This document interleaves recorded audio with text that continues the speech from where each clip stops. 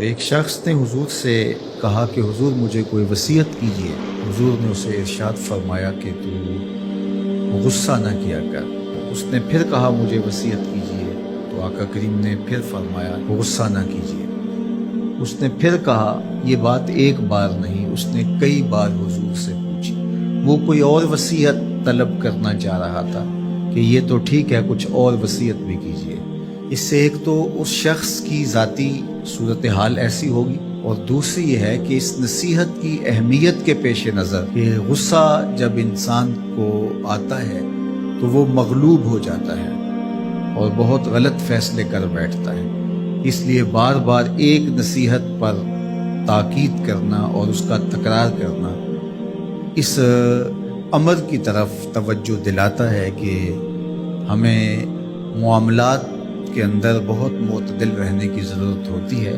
جو شخص غصے کو نافذ کرنے کی طاقت رکھتا ہے، ایک تو ہوتا ہے کہ بندہ غصے سے خود اپنے آپ کو بے چین کرے گا، لیکن اپنے غصے کو نافذ نہیں کر سکتا، غصہ نکال نہیں سکتا، خود پیچ و تاب کھائے گا۔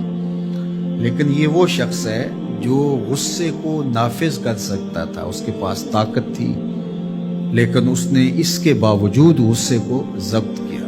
حضور علیہ السلام نے ارشاد فرمایا، قیامت کے دن اللہ تعالیٰ لوگوں کے سامنے اسے بلائے گا اور اللہ تعالیٰ اسے اختیار دے گا کہ جنت کی حوروں میں سے جس کے ساتھ تم نکاح کرنا چاہتے ہو، جس کے ساتھ تم رہنا چاہتے ہو، تمہیں اس کا اختیار دیا گیا ہے، اس لیے کہ تم نے اپنے غصے کو ضبط کیا، اس کو نافذ کرنے کی طاقت کے باوجود۔ اور ایک روایت حضرت سلیمان بن سرد رضی اللہ تعالی عنہ سے مروی ہے، کہتے ہیں کنت جالسا مع النبی صلی اللہ علیہ وآلہ وسلم، میں حضور علیہ السلام کی مجلس میں بیٹھا ہوا تھا۔ دو لوگ تھے، وہ آپس میں الجھ رہے تھے۔ ان میں سے ایک شخص کا چہرہ غصے سے سرخ ہو گیا، رگیں پھولی ہوئی تھی، اور ایک دوسرے کے لیے سب و شتم کا ماحول پیدا ہو گیا تھا۔ اللہ کے رسول صلی اللہ علیہ وآلہ وسلم نے ارشاد فرمایا، میں ایسا کلمہ جانتا ہوں کہ اگر یہ کلمہ پڑھ لیں تو ان کا یہ غصہ زائل ہو جائے گا، ان کی جو کیفیت ختم ہو جائے گی۔ اور وہ کیا ہے؟ اعوذ باللہ من الشیطان الرجیم۔ یہ پڑھ لیں تو جو ان کے اندر ہے وہ چلا جائے گا۔ تو لوگوں نے اس شخص کو کہا جس کی رگیں پھولی ہوئی تھی اور غصے سے اس کا چہرہ سرخ ہوا جا رہا تھا کہ تعوذ پڑھو، اعوذ باللہ من الشیطان الرجیم پڑھو۔ اور یہ اللہ تعالیٰ نے قرآن مجید میں ارشاد فرمایا ہے کہ جب غصے سے انسان بے قابو ہو جائے تو اس کو چاہیے کہ وہ اپنے غصے سے باہر نکلنے کے لیے تعوذ پڑھے۔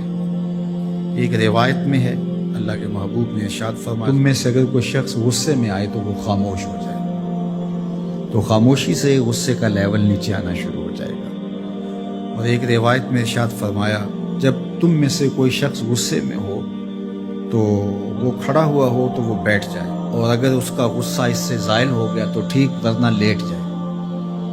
یعنی اگر وہ کھڑا ہو تو بیٹھ جائے، اور اگر بیٹھنے کے باوجود بھی غصہ ختم نہیں ہونے پا رہا تو لیٹ جائے، خاموش ہو جائے، تعوذ پڑھے اور بیٹھ جائے، یا پھر لیٹ جائے۔ تو یہ چار صورتیں غصے کو کم کر دیتی ہیں۔ تو غصے کو نافذ کرنے کی بجائے کوشش کرنی چاہیے کہ غصہ جو ہے وہ فروغ ہو جائے، چونکہ غصے میں انسان ایسے امور کر لیتا ہے کہ بعد میں اس کو سخت پچھتاوا ہوتا ہے۔